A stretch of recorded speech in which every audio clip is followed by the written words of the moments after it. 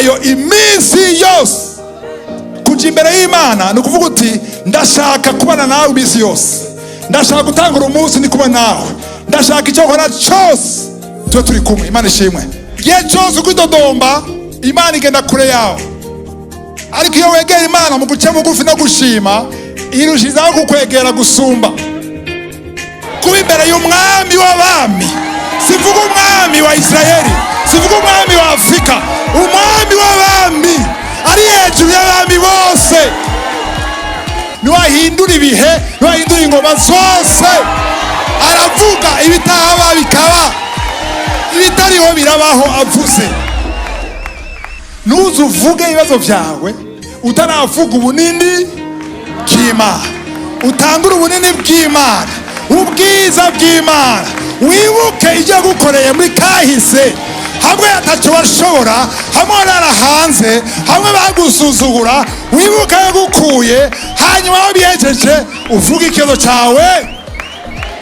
N'ahandi ari ubuzima, n'ahandi ari umugisha, atari mu presence y'Imana gusa. Bwana sifiwe. Haleluya. Tuje mu ijambo ry'Imana mu Maheburayo igice cya 4 murongo wa 16. Umwe mu mavese nkunda gose muri Bibiliya. Hébreux 4:15-16. Duko nitwegere intebe y'ubuntu dushize ubwoba. Ngo twegere intebe y'ubuntu dushize ubwoba. Amen.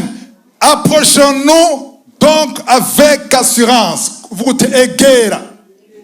Inyigisho nyize mvuze ngo egera intebe y'ubuntu. Kuri YouTube irahari, iri muri audio ntiri video, ariko n'inyigisho komeye. Egera intebe y'ubuntu. Intebe y'ubuntu ni ukuvuga intebe yande yandiho. Imana ishimwe. Kweki yogira ngo yegere, kuko abantu benshi naturellement bari kure yayo, ariko gusanga ngo nuyegere igihe cyose urasenga wawegereye intebe yandiho, nuvuga intebe y'ubuntu. Imana ishimwe. Ngo tuyegere. Ikibazo rero kubera iki tuyegera? Ndavuga ni kubera iki tuyegera? Baza mugenzi wawe kubera iki tuyegera? Ifo gutahura ko ukwiye kuyegera kandi bikenewe ko uyegera. Imana ishimwe. Haleluya. Egera intebe y'ubuntu kubera iki pastor? Dushize ubwoba. Bwa mbere avec assurance, kugira ngo turonke ikigongwe. Gushira ubwoba amufasa ngo avec assurance, bwa mbere udakekeranya. Amen. Ufite ukwizera ko iyo Mana wegera ifite ikikumarira. Amen. Ngo dushize ubwoba kugira ngo turonke ikigongwe. Igituma wegera Imana kugira uronke ikigongwe, canke abavuze ngo afin d'obtenir miséricorde ni ikigongwe. Tubone ubuntu bwo kudutabara mu gihe gikwiye. Kubera ikironka ikigongwe, kubera ibyaha nivyo dutandukanye n'Imana. Imana ishimwe. Rero iyo wakijijwe ukegera mu izina rya Yesu, Imana ntisura kubona ivyo vyaha bigutandukanya nayo. Kubera umuherezi mukuru. Imana ishimwe. Hagati yawe n'Imana hari umuherezi mukuru. Ico kigongwe rero ukironka kubera igikorwa Yesu yakoze ku musaraba. Icyambere uronka ni iki? Kigongwe cyangwa miséricorde. Iyo miséricorde ni ituma uronka ivyo udakwiriye. Ibintu byose usaba Imana ntiwari ubikwiriye. Nta namene mvuga kuko mumweza ko mubikwiriye.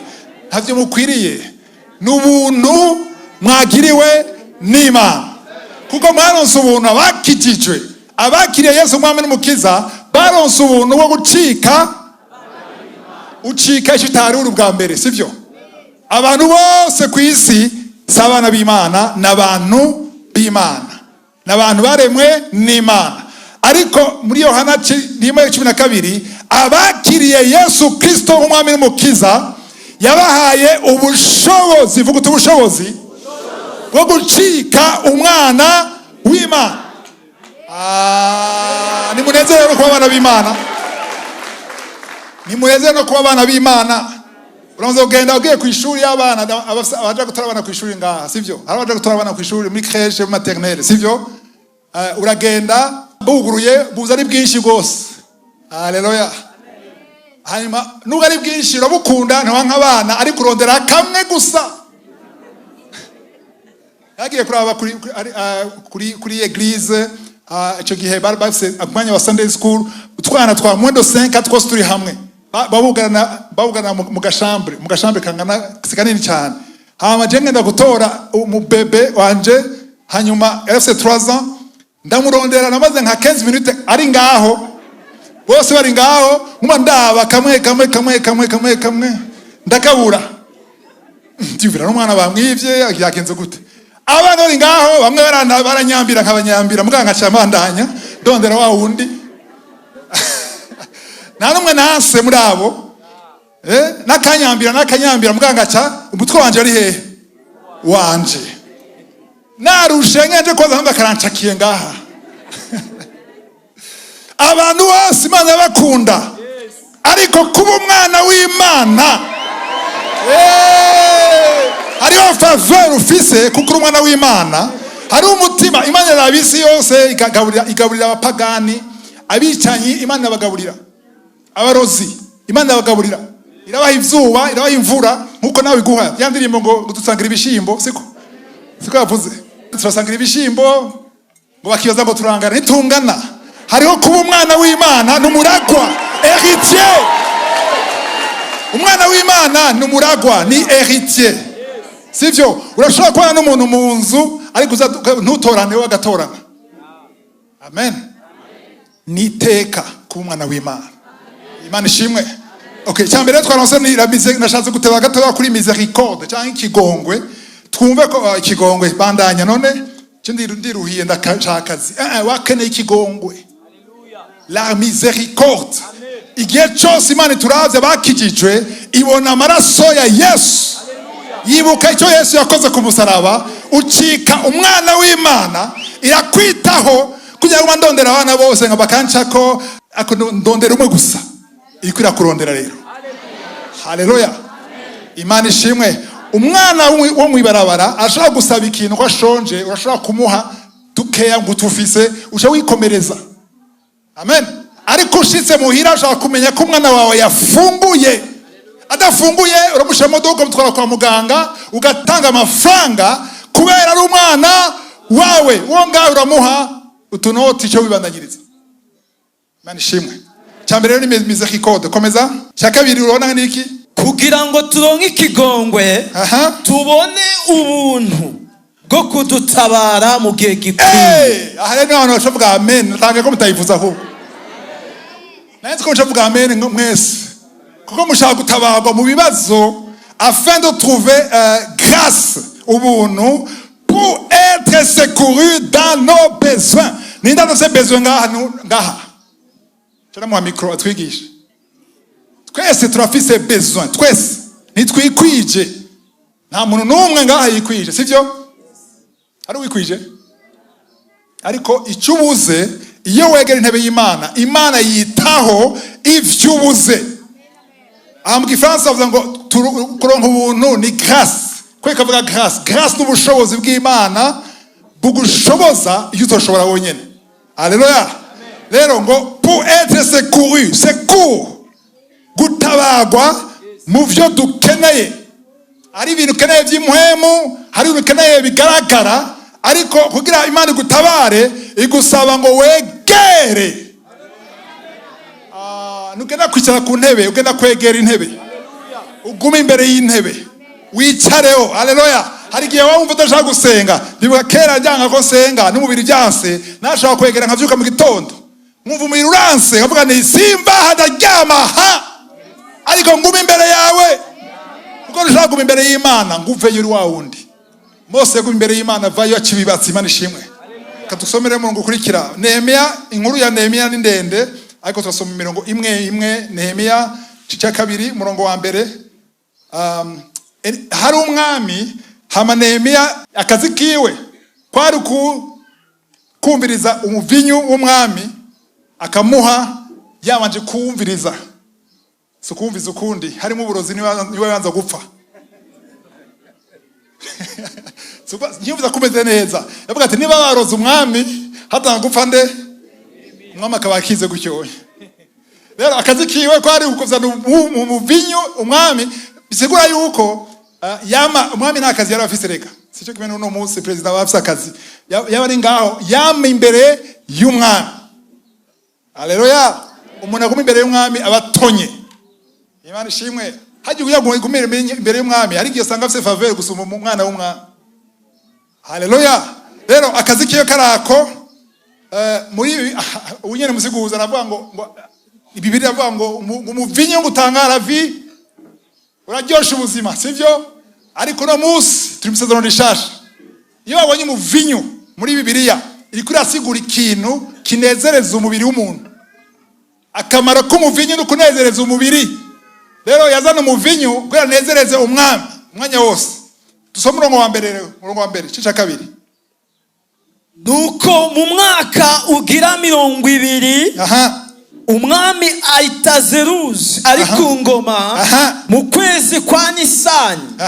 Umunsi urizina vino yari iteretse imbere y'umwami, maze ndayabira ndayimuhereza, kandi sinari bwagire umubabaro ndi imbere yiwe. Okay, Nehemia yamaze no muvinyo niwo korandika ngaha, hanyuma agera igihe azana umuvinyo atanezerewe. Kuko misanzwe abantu baba abaserveur, je navyize muri Afrique du Sud bakora kwisha ku serveur, babwira ati uvuye muri cuisine winjiye uteza gusohia kumwenyura. Ibibazo vyawe busike muri cuisine. Nitukeneye kumenya ingorane zawe, uteza gutwengera abakiriya imisi yose. Rero Nehemia yaramatwengere mwami, ariko ahonye yarababaye ngira ariko araforsa. Iyo umuntu akora araforsa urabibona sivyo? Yinjiye ambaye mu vinyo ko yabamubona nagenda babire ko igihe cyose yabshiri azana umuvinyo umwami ni yara umuvinyo gusa yara mu maso hiwe. Niko munavyumva. Yamazana umuvinyo akabona ngena ameze mu maso ndabwira ikintu kimwe, gusereva umuntu ntaba ashaka gusiconye umuhaye. Hari umuntu gusereva ukumva no kubinywa nto wobinywa ko yagana afite umunwa shinyo, ariko aje gutwengera pourboire utanga bijanye n'ingene gutwengeye. Abantu baserve je bantwengeye biranka numva no baha byose kwera gutwengera kumva biraruna bice bikugwa neza sivyo. Aza rero yafunze isura, ntiyafunze isura mugaye ko ara forsa, ariko umwami arabona ko zikibazo kandi Nehemia atace yavuze. Mani shimwe. Hari ibibazo udakeneye kubwira Imana, ariko kwera uri imbere yayo. Yanyene yavuga ati hari kitagenda mwiye kugira icyo mpoze ku kibazo cyawe. Suko Imana itayibonye uri hariya, ariko iyo uje imbere yayo yumva ko ari ikintu ikwiye gukora, kuko wayizaniye ikintu kiyizanira umunezero. Iyo uri imbere y'Imana uyishima n'ibibazo ufise, ndagera kwe yuko Imana iritaye ibyo bibazo cyane gusumba uri mu cyumba udasohoka. Amen. Rero Imana irabona ati hari kitagenda neza. Umurongo wa kabiri ubandanya. Mwami yamugiye gute? Nuko umwami arambaza ati mbega kubabaye wiraburaniwe mu maso kandi utagwaye. Pourtant tu n'es pas malade. Kweke yavuze ngo utagwaye. Yaramuzi. Yarazi vyiwe. Yarazi ubuzima bwiwe. Iyo agwara nari kubimenya. Umugenzi wawe kwegereye iyo agwaye urabimenya. Abagenzi bawe ubona ko umenya ko bapfuye kuri statut banze ngo RIP s'abagenzi bawe. Yamaze amezi 2 mu bitaro agwaye ntavyo wamenye. N'umugenzi wawe asanzwe, abagenzi batandukanye sivyo? Umugenzi asanzwe mwarabanye murazinanye, ariko hari umugenzi wa hafi. Close. Mani shimwe. Umugenzi wa hafi ikibazo agize ukimenya imbere y'uko rezo sosio ikimenya. Agize kimushikira uri mu bambere babimenya ko uri hafi yiwe. Mani shimwe. Rero nimba ushaka ko Imana yitaye ibibazo byawe, guma hafi yayo, guma imbere yayo. Titre ni uguma imbere yiwe imisi yose. Kiretse niba ari umunsi wakura mukuvuga uti uyu munsi ndawusacrifice ibibaye bibeje manfu, ariko niba ari imisi yose ugume imbere yiwe imisi. Piyo ntibashaka kugira imisi yose, bashaka dimanche gusa na jeudi amasezo. uguma imbere yayo iminsi yose.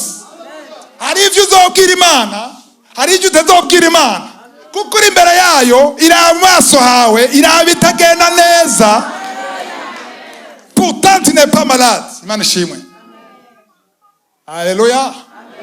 Maze imyaka 15 ngize mariage. Amen. Igihe cyose ndi hanze y'u Burundi cyangwa ndi ndego ntaye na madamu, siniyaza ko myaka 15 hari umunsi umwe waciye ko ndi mu mahanga nituvugana. Tutavuganye hari kitagenda neza. Kera byari bigoye, sivyo? Telefone wagana ku Telegram, telefona piu amayinite araheze. No munsi witwaza iki hari WhatsApp. Angira abajene bakora baragira fiançailles ni murahiriwe shamwebwe. Jengira fiançailles ne WhatsApp nyaye bwaze. Waragura carte kena ko na tele gashiramwo ukavuga ugura bisaha. Utaraheza kuvuga paf. Akono munsi widagadura siko. Rero umugabo n'umugore batavugana hari kibazo. Hari abagabo n'umugore batavugana bari mu nzu imwe, bari mu cyumba kimwe ntibavugane, hari kibazo. Rero Imana ishaka kubusabana nawe, kubana nawe. Kuja imbere y'Imana no kuvuga uti ndashaka kubana nawe ibisi yose, ndashaka gutangura umunsi ndi kubana nawe, ndashaka icyo nkora cyose tuba turi kumwe. Imana ishimwe. Rero dusure mu muri Nehemia bavuga ngo tu n'es pourtant pas malade, ntugwaye. Ce n'est peut-être qu'un chagrin du cœur. Ni ukiri ndavuze gute? Ivyo ntibiterwa n'ikindi atari umubabaro wo mu mutima. Umubabaro mu mutima ni gute umwami abona ko uyu mukozi wiwe asubira umubabaro mu mutima? Kubera iki? Kubera iki? Yama mubona imbere yiwe iminsi yose. Hari abantu bagiye kure y'Imana, kure cyane y'Imana. Haleluya. Ariko nagarabye yuko nimba ushaka ko Imana iba hafi yawe, wama imbere yayo iminsi yose. Kandi sivyo ngo nitwaye muvinyu, sivyo? Ngo nitwaye kinezeza Imana. Kinezeza Imana ni iki? Ikimazi. Chiki? Pana cy'umuvinyu, chiki? Cy'amashimwe. Amen. Abahera 13:15. Hebrew 13:15. Wama imbere y'Imana n'ikimazi cy'amashimwe, kuko aricyo gihimbara Imana. Nicyo kizana umunezero w'Imana. Imana afite umutima uri sensible, ukunda. Imana ishimwe. Imana yamishaka kwiyegereza abantu bama bayishima, bavuga ivyiza vyayo. Amen, amen. Nubwo bafite ibibazo, ariko bazi imbere y'Imana kuvuga ivyiza vy'Imana. Haleluya.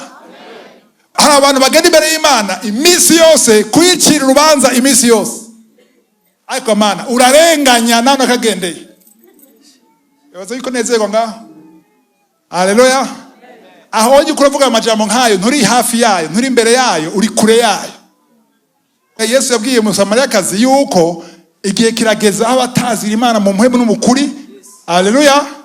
Abatazira les vrais adorateurs, adorent en esprit et en vérité. Abo rero ngo nibo Imana iri kwiragira gute? Irarondera. Nawe ikurondera ikuronka. Imana ishimwe. Aha rero yerekana y'ukuri yuko yatahuye umutima wa Yeremiya. Tubana yo mu 3. Ndamwishura ni mwami nyaguhora ku ngoma. Mbega nobura kwiraburanirwa igisagara c'abasogokuruza aho bahambwe carabaye amatongo kandi amarembo yacu yarahiye. Nuko umwami arambaza ati none ugomba iki? Haleluya. Geza ngaho umwami abaza gute?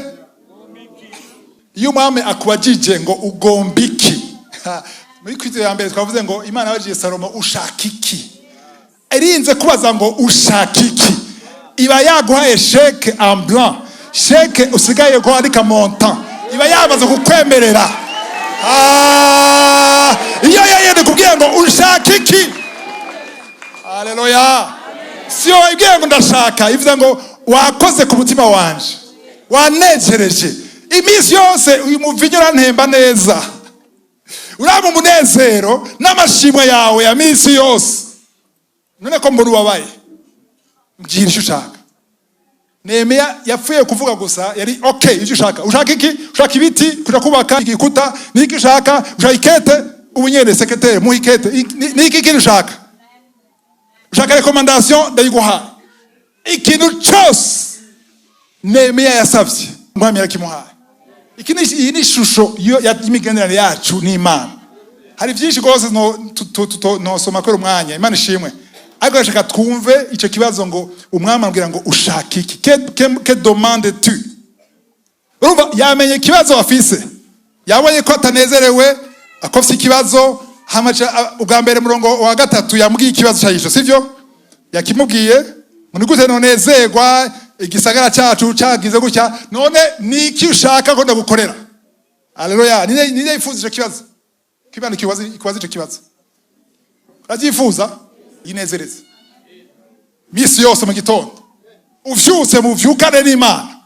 Uba mbere yuko usohoka uje imbere y'Imana. Naganavuga akantu gatoya kuvyerekeye amasengesho. Abantu benshi bavuga ngo je sinzi gusenga, sinzi kuvuga mu ndimi, sinzi kuvuga gutya, sinzi kuvuga gutya. Aga nabwikisha cyo gusenga. Gusenga no guca bugufi imbere y'Imana. Imana ishimwe. Gusenga bisigura iki? Guca bugufi imbere y'Imana. Hari abantu basenga badaciye bugufi, bafukama n'amavi ariko badafukanye umutima. Kuko babwira Imana, baza kwagiriza Imana ati uteza gukora gutya ntibishoboka ibi nibi. Ariko abasengesho niyo uciye bugufi ukemera ubunini bw'Imana, ubuganza kw'Imana, ugahimbaza Imana. Abantu bazi ngo ushima Imana iyo byose bimeze neza. Oya, gushima Imana ntibisaba ko bimeze neza. Amen. Ukunye Ivone yatamvye atameze neza ukuguru niko ukwiye kugira imbere y'Imana. Niyo utumva ushaka gushima, uraza imbere y'Imana ugashima, biguma vyoroha. Bakubwira report mbi kwa muganga, bakubwira kutaza gupfa, bakubwira kutazoshobora kuvyara, uko bisa kose uravuga ati buna buzima nzovamwo, ariko ndashaka kuma nawe ibihe bidashira. Namananga kare ko mu vyakoze n'umwa 4 acte 4 igihe bariko bababwira ngo ntimusure uvuga izina rya Yesu, uvuga izina rya Yesu turamwica, bagira ubwoba, baca bafatana, baraja hamwe bafatana amaboko barasenga. Amen. Imbere yo kuvuga ikibazo cyabo batangiye kubwira Imana ngo mbega si waremye isi n'ijuru, inzuzi zose ziremye, imisozi yose, si wowe uvuga vyose bikaba. Baja muri adoration, bari mu kibazo gikomeye. Adoration ikutwara imbere y'Imana. Guhimbaza bizana presence y'Imana. Imana ishimwe. Rero wige yuko buri munsi uje imbere y'Imana. Niko nasigurisha cyo gusenga. Gusenga ni iki? Gusenga no kuba imbere y'Imana, kuganira n'Imana. Haleluya. Guca bugufi ivyo ubwira Imana. Nabwira ikintu kimwe, ivyo ubwira Imana wibaza ngo wavuze nabi. Hari umukozi Imana igeze kumva ngo bariko ariga kuvuga vocabulary nziza, ngo mu Congereza ngo ciza, ngo gikora ku mutima w'Imana. Nega nabwiye yuko ushobora kuja imbere y'Imana ntuvuge ukarira, Imana ikinterpreta amarira yawe. Atana kimwe wavuze. Byanse kuvuga ukaja imbere y'Imana, gusa ukarambara hasi. Imana irumva isengesho ryawe. Yabwiye Daniel ngo imbere yuko uca bugufi mu mutima wawe, imbere yuko uza amasengesho, imbere yuko mvuga ijambo rya mbere, ugihitamo gusa wenyene gusa wavuze ngo ndagiye kwiherera, ndagiye kwiyiriza, ndagiye kwisonzesha, ukibivuga gusa, ukidesida gusa, nari namaze kurungika marayika. Haleluya. Nyagira unazo kubesha ngo ntuzi gusenga ko utazi kuvuga amajambo menshi yo muri Bibiliya, cyangwa utazi kuvuga mu ndimi. Oya, Imana ishaka sincerité, umutima w'ukuri. Uje imbere y'Imana nubwo utomenye kuvuga nk'umwana. Uviriza umwana atazi kuvuga, umuvyeyi aranezerwa kubona umwana imbere yiwe. Haleluya. Imana irazi kwinterpreta indimi zose. Imana irazi kwinterpreta n'ivyumviro vyawe. Imana irazi kwinterpreta amarira yawe. Igikuru nuko uje imbere y'Imana gusa. Muri Matayo 6:6 ngo niwasenga ukige umuryango, ugende ahantu hishije, dans le lieu secret. Haleluya. Kuko Imana ibona hishije izokwishura ku mugaragaro. Imana ishimwe. Rero igihe cyose wagiye gusenga wenyene, nuko uri muri chambre hari abandi mujyamanye, ukagenda wenyene ukija muri coin yawe, ukaja hawe wewe n'Imana. Haleluya. Haleluya. Hana yakora senga, yasenze gute? Yavuze mu ndimi? yasemereye yarira gusa avuga amajambo atumvikana. Umuhereza avuga ngo waborewe hakiri 3:00 mu gitondo wamaze kuboregwa wasinze. Ariko amajambo yuko aravuga Imana yuko irayumva yose, umuherezi ntiyayumva kuko yumvira umwana w'umuntu. Ariko icyo yavuga wewe ntigise ubushobozi mu kanwa, gise ubushobozi mu mutima wiwe. Ivyo yavuga byose ntabwo bitumvikana, ariko we wamuremye yariko aravyumva. Rero yiri imbere y'Imana, genda uvuge ukurongowe, ariko uce bugufi, wemere guca bugufi, nutegeke Imana, nuhagarare imbere y'Imana, nuwagiriza Imana, niwidodombe. Iryo nizo sengesho rifise ubushobozi. Haleluya. Aho rero ni Imana izoshavuga ati none uyu muntu ndamukorera iki? Amen. Kuba imbere y'Imana n'ubutunzi budasanzwe imisi yose uba imbere y'Imana. Hari Zaburi nshaka dusomere Pio. Zaburi 91 umurongo wa mbere. Uba mu bwigobeko bw'isumba vyose. Uba mu bwigobeko bw'isumba vyose. Azokwama mu gitutu c'ishobora vyose. Haleluya. Mu Gifaransa avuga ngo c'est lui qui demeure. Hariho demeure ni uvuga iki? Kuguma. Hariho visiter, ukavisita ugasohoka. Ariko demeure ahantu nukugenda ukicara ukaramvya. Ukaguma aho nyene. Niwaguma ngaho uri mu bwigobeko bw'isumba vyose à l'abri du Très-Haut, ngo muntu ngo il repose. Mu Gifaransa avuga ngo il repose. Aruhukira hehe mu gitutu, à l'ombre du Tout-Puissant. Imana ishimwe. Hari abantu badasenga na rimwe basenga kwa Mungu gusa dimanche gusa. Rero nimba usenga dimanche gusa nturindire ko Imana yentervene mu buzima bwawe. Ariko iyo mwamana n'Imana imisi yose, intambwe yose ugira uba wasenze mu gitondo. Haleluya. Si maka usenga isaha yose ugitangura n'usange ushobora kudashobora gusenga isaha yose. Ariko kuzoba nayo usenga niko uzogenda ubikunezera kuguma imbere y'Imana. Umwanya wose umara imbere y'Imana ugira ubuzima bwa discipline, vuga uti discipline. Hagira isaha uteza kuvyukira gusenga. Nusenga ko vyiyumvisemo, harasenga ko bavyiyumvisemo. Abatavyiyumvisemo ni basenga, ariko gusenga ni intambwe ukora. Nashaka yuko intambwe yose ukora yo gusenga umenye ko Imana iragize intambwe. Yabyumvise. Subiremo. Hari nyuma muranyumva? Igihe cyose uzogira intambwe yo kwegera Imana, hari intambwe Imana izogira yo kukwegera. Niko biraza 70%. Kabwira abo ngaha nabo. Igihe cyose uzotera intambwe wegera Imana, umenye ko automatiquement hari intambwe Imana izotera ikwegera.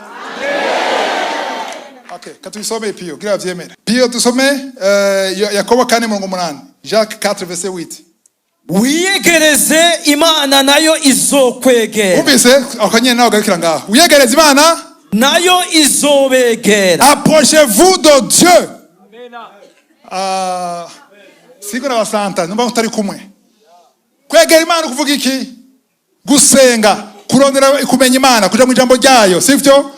Igihe cyose uvyutse wiyegereza Imana, nayo izogera gute? Approchez-vous de Dieu et il s'approchera de vous. Alléluia. Igihe cyose ukidodomba, Imana igenda kure yawe. Ariko iyo wegera Imana mu guca bugufi no gushima, irushizaho kukwegera gusumba. Nubwo yuko yegera, munyumvirize neza, yegera abagira gute? Ni muvyumva. Muvyandike asaba amakarine n'amakaramu. Ndiho yegera nde? Ndiho yegera nde? None amwegera. Kangahe kukundwe. Achiba twenga. Nimba ushaka kwegera, mwegere. Nimba ushaka gutabara mu gihe cy'ingorane, mwegere. Nimba ushaka yitaho ibibazo byawe mu mutima wawe, mwegere. Nimba ushaka kugwanirira ibihe byose, mwegere iminsi yose. Nano utahabira kwiye. Nano utahabya kwiye. Imana ishimwe. Ni vyiza kubwira abantu bagusengere, ni vyiza kubwira abakozi b'Imana bagusengere, ni vyiza gusengeranira, ni vyiza, sivyo? Ariko nuzotabagwa nawe gusengera gusa nawe udasenga. Nawe ufite abasenzi bagusengera udasenga ntibikwiye. Wewe ukwiye gusenga. Haleluya. Abasenzi ni pine de secours, pine de reserve. Nta modoka igenda kuri pine de reserve, igenda kuri pine yayo. Haleluya. Hamwe itobotse aba pine de secours ibiri ngaha muri kapo. Amen. Utegeza kugenda wewe ku mapine yiwawe, abandi bagushigikire bagushyire muri pepu ari kugira amapine yiwawe. Imana ishimwe. Abasenzi basenge barasenga niho gusunika imodoka pepu yavuyemo. Amapine uko yasunika imodoka ta pepu irimo. Za pomorose zose, le 4 zose zavuyemo. Uko yasunika imodoka kandi izogera gute? Hari kibazo kizoba. Ariko iyo uko yasunika imodoka yuzuye pepu yashyize muri pwemo. Ariko iyo usunika ugasanga yashyizemo vitesse. Abatwara imizigo baravyumva. Niva hiri kugira igende baza gushira muri amen. Kandi pepu zagaraza gute? Zikuzura. Imana ishimwe. Rero akikina turashuvise mu wakane mwawanze Yakobo 4:8 ari gihe numva ijambo ry'Imana riko riranyatsa riko riradudubiza muri jewe ribira nkabaraba nkabona muzo gucya ngo none abantu baravyumva abarundi bibera mu mutima aho usanga bujuje. Urumva je numva ari bombe umuriro muri jewe. Haleluya. Kuko amajambo niyatumye jewe nsenga amaze imyaka 30 nufite vyuka gusenga kubera iki shaka kumwegera kuko ndi sûr assurance singegeranya ko ndawe nyatanyegera kandi yenyegereye azana ingabo ziwe. Ramu tugeze gura muri aeroport imwe muri Ethiopia umukozi w'Imana aho ngaha mu Burundi pastor ambwira ndakubaza ikintu kimwe iyo ndavye ibikorane n'ibikogo ukora nabone yumvira mbego uyu mugabo abaho gute aracyari buzima kuko urumva ndumviriza ambwira ngo nduvize ntaye nkumva badayimona avayo arira ngo tuzokica ko gagabo ariko ibanga ndirimwe guma imbere yiwe nta handi hari inkomezi kaza kubeshe nta handi hari inkomezi imbere yiwe ubishaka utabishaka umubiri ubishaka umubiri ndawutegeka nkiri kera nkiri bujena navyuka mbwira umubiri nkagira ngo bamubiriwe urahumba turagenda imbere yiwe nkawutegeka nkahaguruka nkagenda hajayo nkicara ipfiro rikaza nasinzira hanyenyene kubayo nta handi ari ubuzima atari imbere yiwe. Haleluya. Nehemiya yatari imbere y'umwami nta cyari gukoreka ariko kwera yaguma imbere y'umwami aza kunezereza umwami atwengera umwami amuha umuvinyu umugwa neza hagati nigikushaka kutanezerewe pourtant tu n'es pas malade y'ubugwaye mandabizi. Amen. Umuntu ari hafi yawe misi yose agwaye urabimenya mva yuko ari kibazo rero mu mutima wawe. Imana ishimwe. Choba mukavyumva numva no bibashiramwo nka bipopa pakira gacha nugara stirete bikacha bigumambo.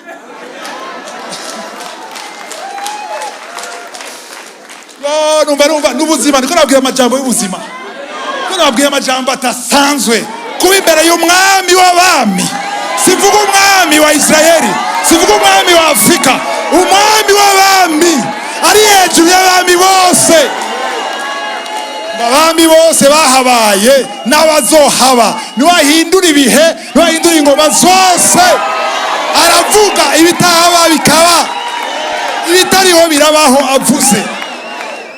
Yaruguru y'isi abarobere baragwamwo irugara abantu batatu baba pinga kore datambira mirugura burakorokera y'ikirugara ninde bagara imbere y'Imana bidashoboka abaganga bagarukira abaganga bavuga ati iyi ngwara ntikira. Iyo ni nakunze témoignage ejo samedi abavuze igifaransa abavuze igifaransa muvuze igifaransa. Amen. Hari umudamu yashinze ntahe yafise ikibazo avuga ngo iyi ni réalité ariko ari vérité. La réalité nuko bidashoboka ariko vérité nuko ibidashobokera abana b'abantu bishobokera Imana. Rero kugira iyo puissance iyo force ubushobozi bw'Imana bube mu buzima bwawe bisaba kuba imbere y'Imana. Amen. Byinshi, hari ibintu byinshi usaba Imana udakeneye. Mwanyumvise neza? Urabishaka ariko ntubikeneye. Gushaka ikintu ntisigura yuko ugikeneye. Urashaka gushaka ikintu kwera mu mubiri wawe umvuga ishaka ariko ntugikeneye. Tu n'as pas besoin de ça. Amen. Ariko kenshi uje imbere y'Imana hari ibyo ukeneye udasaba Imana. Kweri kwitayeho kwitaho kweri guma imbere yayo. Aya. Cyoma mukavyumva mukaguma imbere yayo. Presence y'Imana cyo kintu cyabe gikomeye. Amen. Gaturabakare ko umuntu Imana agiriye ubuntu. Nabizo muri culture ya mbere. Navuze yuko isanduku y'isezerano isigura iki? Isanduku y'isezerano sigura iki? Presence y'Imana. Amen. Niyo Yesu no munsi igihe cyose hari isanduku y'isezerano haba ari presence y'Imana. Imana ishimwe. Rero isanduku y'isezerano barayitwara mu ntambara bagaca banesha. Igihe cyose isanduku baranesha. Israel abantu bake barakubita ingabo nyinshi ibihumbi n'ibihumbi. Byagenda gute? Hari amarayika babagwanirira. Amen. Ariko isanduku y'isezerano idahari barakubitwa bagapfa benshi. Rero Abafilisitiya baravuga ati hey, twabonye inkomezi zabo aho ziri. Baca bafata isanduku y'isezerano. Babatse isanduku y'isezerano. Ati rero aha turonse intsinzi, nta muntu ku isi zo kudukorako. Barafite Imana yitwa nde? Dagoni. Bavuga ngo twatunesha avec Dagoni, ubu naho twazana isanduku y'isezerano. Ha! Wo isi yose turayifashe gutya. Baca bafata isanduku y'isezerano barinjira mu nzu yande Dagoni. Dagoni kiri ngaho gisitatu. Kiri ngaho cyaka Imana cyaho.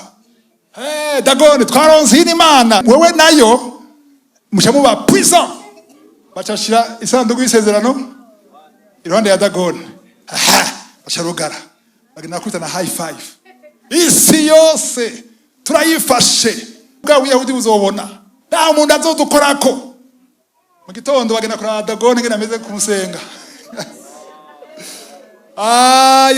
Wasanga ya menagurise amaguru amaboko pyo umutwe pyo kimeze ngaho gutyo. Baca bagifata baragihagarika neza, bafata amaboko barasubizako, barakirepara ngira kamuciyemo, bagarutse kandi cyose hasi. Churamye bavuga ati karabaye. None iyi sanduku yadukwegeye abantu 50 barapfa pyo twikwegeye akaziri basha. Baca bafata ya sanduku barayitwara bashaka umukogote. Aniko nagira resume ko ni byinshi sivyo. Barayitwara turayo tukicukunya naho tugita. Amen. Dawudi yari yumvise ko yatwawe isanduku arayitumako acha bayifata rero bayishira ku mukogote bayishire Dawudi bagira yitware. Abafilisitiya ati dukure ko zobukoze tushaka kuyigumana barabareka barayitwara iri mu nzira. Haleluya. Ijambo ry'Imana ryavuga gute? Isanduku y'isezerano bayitwara gute? Ku bitugu by'abande cy'abaherezi babashyize ku mukogote. Baguze umukogote mushasha kopi y'isi kwigana iby'isi. Bayitwaye baje mu nzira irakata ikorosi igirirwe hasi. Abashoferi babiri, umwe mu bashoferi yitwa Uza avuga ngo aje gutabara isanduku y'isezerano. Ayikoze ko pa charafa. Sizigere ba telefone Dawudi, mbega harimo telefone kige. Dawudi yabimenye ariko baragaje kumubwira message. Hewe iki kintu dutumye Uza arapfuye, abantu bakora apfa. Uza yapfuye. Mushoferi wanje prefere. Ico kintu cyo nkeneye nanje ngaha Dawudi. Ati nayo nkeneye ndonderera muri he muri mugeze he baratubwira tugeza hana. Mbega Obedi naba ngaho gitere mu nzu yiwe. Obedi Yavuga ati muzanye iki? Isanduku y'isezerano. Ya yindi.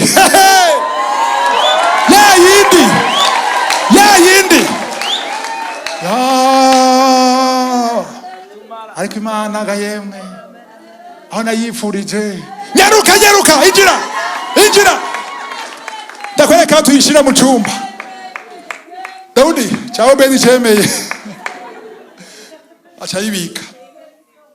Ijambo ry'Imana rivuga ngo ya tusomere muri Samuel wa kabiri cyo cya gatandatu. Twumve byabaye kwa Obedi kuko yakiriye yubaha Imana, ashima Imana. Yo presence y'Imana mu nzu yanje.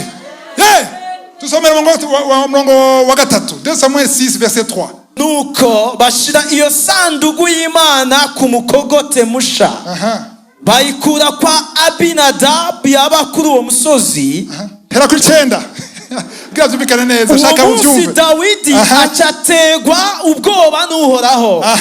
Aravuga ati mbega isanduku y'Uhoraho vyoshoboka ite kwiza iwanje. Bari majambo ntayo nkeneye, nimba uza yapfuye ntayo nkeneye. Murongo 10. Nuko iyo sanduku y'Uhoraho Dawidi ntiyakunda kuyijana iwe ku mugwa wiwe. Ariko ayikebereza kwa Obed Edom w'umunyegati. Imara amezi 3 mu nzu yiwe. Andindire yabaze amezi angahe? Wewe ushaka imara amezi 3 gusa? Ushaka imara amezi angahe? Gushika upfe. Apana amezi 3 gushika mpfe. Maze gusoma ibintu navuze nti ndashaka gushika mpfe ngume muri presence y'Imana. Nabereka yuko na Obed Edom yumva nka jewe. Nkanabereka maze kuvyumva. Amezi 3 murongo 11. Kandi Uhoraho aha umugisha Obed Edom nabo mu rugo rwiwe bose. Avant l'Éternel bénit Obed Edom et toute sa maison. Nimba rumuni yese yaba mu nzu yiwe yarahezagiwe. Nimba rumuna haindaro yarahezagiwe. Nimba afise inka yarahezagiwe. Nimba afise impene yarahezagiwe. Nimba ari wateye inkuru, nimba ari umuserebanyi yarahezagiwe. Icyari mu nzu yiwe. Umugisha w'Imana uranyakugwa. Abahizi baranyakura. Injiza. Verset 11 irakomeye gose. Murongo 12 rero mumvirize abantu ngena ari babi. Bukeye babarira umwami Dawidi. Bukeye Kirundi ba exagere. Bandanya. Bati Uhoraho yahaye umugisha urugo rwa Obed Edom. Gatoya. Bya bukeye bararenza kuko babivuze yaciye amezi angahe? Si bukeye rero murakosora amabiri yanyu si bukeye. Mu Gifaransa bavuga on vint dire au roi David. Dawidi bamwinforme ati cya kintu wateye hariya wataye ibuye rifata ifuruka. Wataye umugisha Obed Edom. Wovuga ngo uramerewe nabi Dawidi yawuzi ico wataye. Iyo ubimenya mwe ashubwenge ukwanka buza mu nyuma. Obed Edom arahezagiwe. Business yiwe kigenda neza, ibintu byose bigenda neza kubera ya sanduku iri mu nzu yiwe. Dawudi ati muvuze ngo hanyuma none genda umwami arashaka kunyankira. Genda mu wake. Bagiye kumurega kubera iki? Ishari. Karako karishima inga tukereke. Haleluya. Dawudi avyumvise yashaka iki? Banda 12. Nuko Dawidi arahaguruka aja gukura iyo sanduku y'Imana kwa Obed Edom. Haleluya. Aitahana ku murwa wiwe anezerewe. Dawidi ntiyatumye ngo muyizane. Amen. Kugira ntiyabe riske ko bayiba ababimenye. Reka jewe nigendere en personne. Watahuye Kristo ntatuma wundi arigira en personne. Nishikira jewe nyene aragenda n'ingabo ziwe. Obed soka mwami wa Israeli. Wazibushesha. Engene wambaye akabiri watoye akabiri. None si wavuze bahiza ni wanje nahinduye rero. Umvyibuhane n'umwami nibishoboka. Ndashaka rero nanje uwo mugisha. Agadiko terura. Dawudi ariyumvira, baramubwira ati none byagenze gute ubwa mbere kweki abandi bapfuye ntitugire rya kosa rya mbere tugire iki? Mwami wa Israeli mu bisanzwe ijambo ry'Imana abwiye Mose isanduku y'isezerano nishaka ku mukogote nubwo wari bushasha suko haza abaherezi bakayishira ku bitugu. Dawudi yagiye atwaye abaherezi. Cette fois-ci ebana ntitusubire kuri ibyo bona uza yabonye terura rero ku bitugu baca baratamba baravyina baca bagenda ku mwami. Wewe mu kibanza cya Obed-Edomu ucugira iki? Mbwira ico ucugira. Wewe ni wewe hari umunyabwenge ngaha wewe wogire gute? Urababara? Karavuze neza vraiment benshi barababara. Ucugira iki? Oya wewe uri Obed-Edomu sivyo? Wabonye umugisha w'Imana huva. Nuva ngo nuko wasenze ukundi nuko imisanduku y'isezerano iri kumwe nawe. Umwami nishaka kumwankira akurusha ingufu n'imbaraga arayitwaye. Wocugira iki? Ogire gute? Kuyikurikira gusa n'abana banje bose. Inzu isigara igaragara je m'en ibisigaye ntuse kumbarira ibindi. Muze mwese niyonka mwese dukurikire ntaza muri Palais Royal ngume mu nzu y'Imana ngume hafi yayo. Yes yari yabonye ubutunzi buri mu isanduku. Mwami wa Israeli ndakubaha ariko ndagusabye ikintu kimwe gusa. Ushaka iki? None ushaka kumbuza? Sinakubuza mwami ariko nshaka ayizobiri naza mu kinogo mbe hafi yayo. None usavye ibintu pesha none kutari umuherezi tugire gute? Ni umuryango w'abaherezi ico shaka cyose bazokubura hizoca. Ndakaronse kino guha. Reka naguhe uzoje ku umuportier ucunga umuryango. Yego! Ndayibona? Ego, uzoyibona? Ndavyemeye. Yes! Ndagiye acafata abahungu biyo bose. Numubuze dukorana akazi. Nta bandi bazo nitwebwe tuzoyicunga. Tugume hafi yayo. Kuko nahandi ari ubuzima, nahandi ari umugisha, atari mu presence y'Imana gusa. Acaronka akazi kitoga suzuguritse ko gumucunza umuryango wugara arunguruka iracyahari ni sawa. Mutwenge ndazi cyo ndondera jewe ndondera kuba imbere yayo hafi yayo gusa. Wowe portier ugura umuryango biragusha je ndazi cyo ndondera hari ubuzima bwanje buri hariya buhagaze hajya gusa muri Yesu niwe ari ubuzima bwawe nta handi ari ubuzima atari muri Yesu. Birantangaza ndabwira abantu ngo akira Yesu Kristo vendredi ni wakire Yesu nzoba ndaza ahijyo ntaraheba ndacyaboshwe n'ibi nturahishurirwa yomenya icyo ari cyo Yesu wamenya ko Yesu ari ubuzima bwawe bwose buhiganza ciwe andodo Yesu nta buzima buhari. Obed-Edomu afata abahungu be bose nimba wakora ibindi bamumenizie bihebe tugende kuba ahantu tuyibona kwiri hajya. Bacha baragenda ingoma ya mbere 15 umurongo 24. Shebania na Yehoshafati na Netaneli na Amasai na Zekaria na Benaya na Eliezer abaherezi nibo bagenda bavuza inzumbeti. Okay, abona abaherezi n'abavuza inzumbeti rero hanyuma bavuza inzumbeti niyo sandugu. Obed-Edomu na Yehiya nabo bari abashibamyi biyo sanduku. Abashibamyi les portiers. Amen. Yavuze ati jewe sindi umuherezi ntavyo nshobora sinavyemerewe ariko ndacunga umuryango. Mbega Obed-Edomu yagiyeyo n'akazi ko kumuportier kumushibamyi. Umuryango urondera kwiki? Arondera iki? Presence y'Imana. Yashaka kuba aho isanduku iri. Hanyuma cyane mukundiye cyane Obed-Edomu umunsi wawe mu ijuru uzomugirani kora ngaha. Ambwiye nti yavuze ati si jewe gusa abana banje babibonye, umuryango wanje wose babibonye, abahungu be bose kurikira 1 Chronique 26:8 turabe. Abo bose barabo mu ba Obed-Edom, the fils abahungu ba Obed-Edom, abana babo n'abagenzi babo, abana babo n'abagenzi babo bari abantu b'inkomezi bashobora ico gikorwa. Imana bahaye inkomezi bose na bose bari 62. Amen.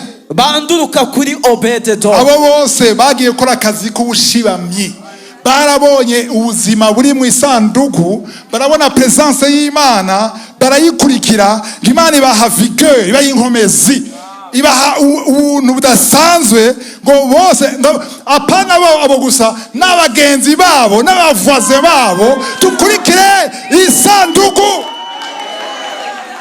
Igituma ndatanga audio zo gukizwa cyangwa utabwira abantu kuza kuri Yesu nuko utarahishurirwa neza ubutunzi buri muri Yesu. Haleluya. Umaze kubutahura ntuzomuva inyuma. Imana ishimwe. Wow. Nuvume ngo nashitseyo ndi imbere y'isanduku y'isezerano. Imana ishimwe. Zaburi 84:10 ngo mieux vaut un jour dans les parvis que 1000 ailleurs. Mukirino bavuga gute? Zaburi 84 hamwe ni verset 11 ni verset 10 sinzi. Kuko kumara umunsi umwe mu nyubako zawe kuruta kumara iyindi gihumba handi. Amen. Nopfuma amagarara ku gisafu c'ingoro y'Imana yanje. Amen. Hako noba mu mahema y'abanyakibi. Haleluya. Ku munsi umwe imbere y'Imana iruta imisi igihumbi ahandi. Haleluya. Wamaze gutahura Imana iyariyo, wamaze gutahura ubushobozi bw'Imana.